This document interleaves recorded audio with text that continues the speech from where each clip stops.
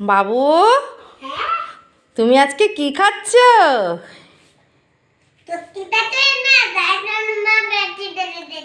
তাই? ও, তোমার ভাত খেতে ইচ্ছে করছে না? ও, খেয়ে দেখি কেমন হয়েছে বলো তো। টেস্টি? তাই? আমার সোনা, ঠিক আছে, তুমি খেয়ে নাও ম্যাগিটা। মা তোমাকে কি সুন্দর করে করে দিয়েছে ম্যাগি।